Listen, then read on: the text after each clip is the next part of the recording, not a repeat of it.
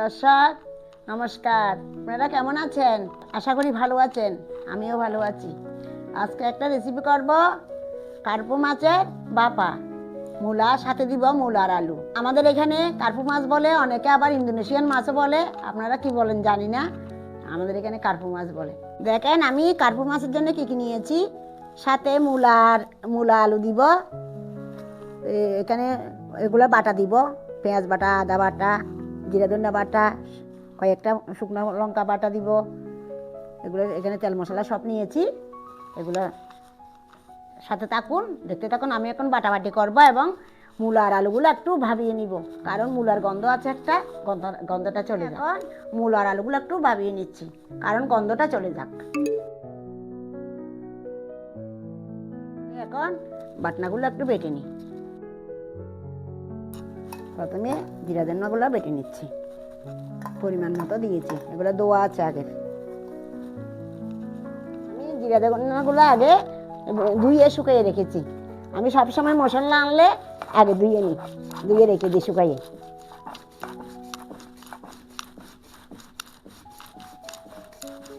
কারণ আমি বৃহস্পতিবারে নিরামিষ খাই, দ্বাদশীরে নিরামিষ খাই, আমি সবসময় ধুয়ে টুয়ে সব শুকিয়ে রাখি। সাথে আদা কুচাগুলো দিয়ে দিচ্ছি, শুকনো লঙ্কাগুলো দিয়ে দিচ্ছি, একসাথে বেটে নিব।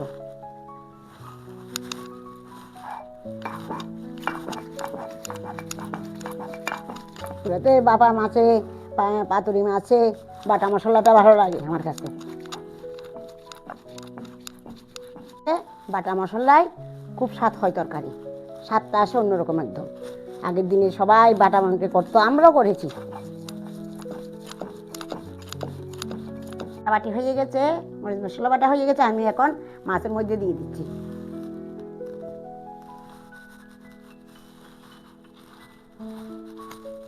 আমার মূল আলু বাপা হয়ে গেছে, আমি এখন নামিয়ে নিচ্ছি।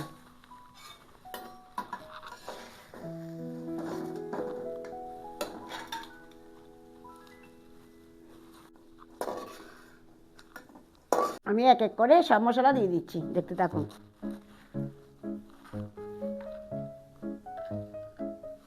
পরিমাণ মতো লবণ দিয়ে দিচ্ছি,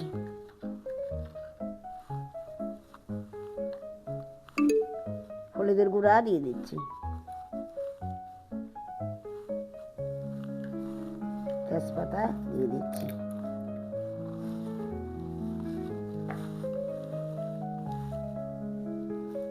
কাঁচা লঙ্কা দিয়ে দিচ্ছি,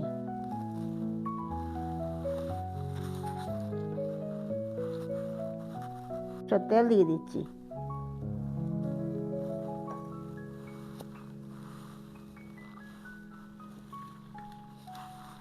পেঁয়াজ কুচাগুলো একটু বেটে দিব।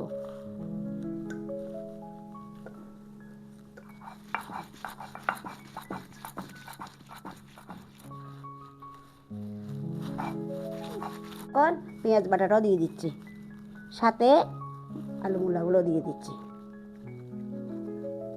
এখন সবগুলো একসাথে মাখিয়ে নিচ্ছি। ধনে কুচাগুলো দিয়ে দিচ্ছি, ধনে পাতা কুচাগুলো। মরিচও বাড়িয়ে দিতে পারেন এবং লাল লঙ্কার গুঁড়িয়ে দিতে পারেন, আমরা তো মরিচ খাই না, তার জন্য এইভাবে দিলাম।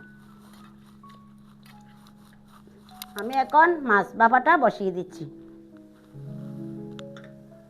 প্রথমে সরষের তেল দিয়ে দিচ্ছি,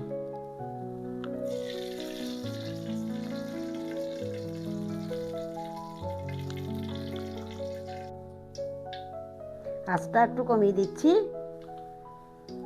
কারণ বেশি জাল দেওয়া যাবে না।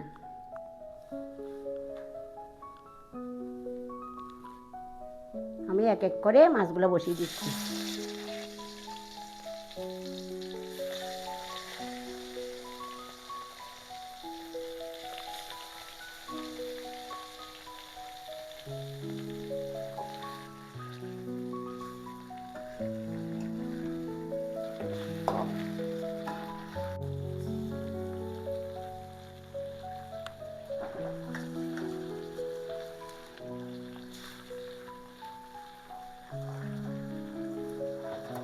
এগুলো সাজিয়ে দিচ্ছি। সামান্য একটু জল দিব, জল দিয়ে দিচ্ছি। আমি পরিমাণ মতো জল দিয়ে দিয়েছি। এইভাবে আপনারা দিবেন, বেশি দিবেন না, কারণ একটা শুকনো হবে তো এটা, তার জন্য আমি একটু ঢাকা দিয়ে দিচ্ছি।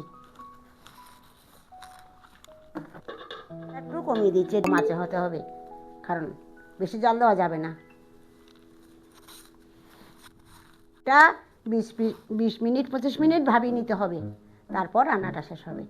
রান্নাটা কেমন হয়েছে?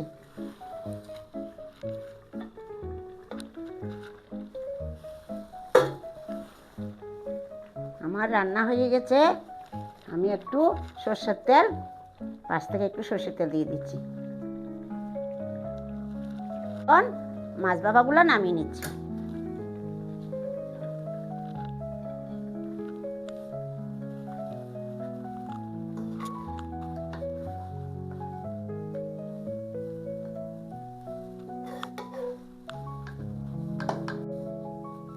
খুব সুন্দর হয়েছে কালারটা।